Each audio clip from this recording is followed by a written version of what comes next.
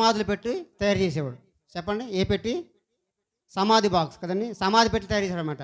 అతను చచ్చిపోతే సమాధి పెట్టి తీద్దామని నాకు గిరాకీ లేదు నా కదండి, నా దానికి గిరాకీ లేదు, నా వ్యాపారం గిరాకీ లేదు, అప్పుడు ఎప్పుడు చచ్చిపోతాడా అప్పుడు పెట్టి తయారు చేసి ఒక 3,000 5,000 తీసుకుందామని అనుకున్నాడంట.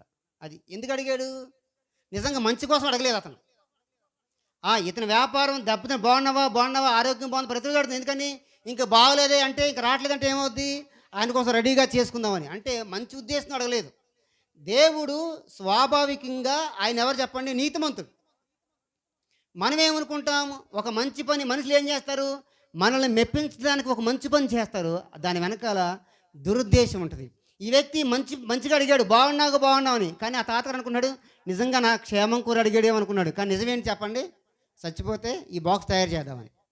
ఇంకోళ్ళు ఉంటారు కొంతమంది, ఇది ఒక రకం. ఏమంటారంటే, బాగున్నావా, మీ అమ్మ ఎలా ఉంది, మీ నాన్న ఉంది, మీ తాతలు ఉండి, మీ ముత్తాతలు ఉండి, మీ స్థలం ఉంది, మీ పొలం ఉంది అన్నీ అడిగిన తర్వాత ఏమిటి చెప్పండి? మీది ఇంటి పేరు ఏంటి అని అడుగుతారు. ఇంటి పేరు ఏంటి అని అంటే, మన కులవేంటో తెలుసుకోవడానికి.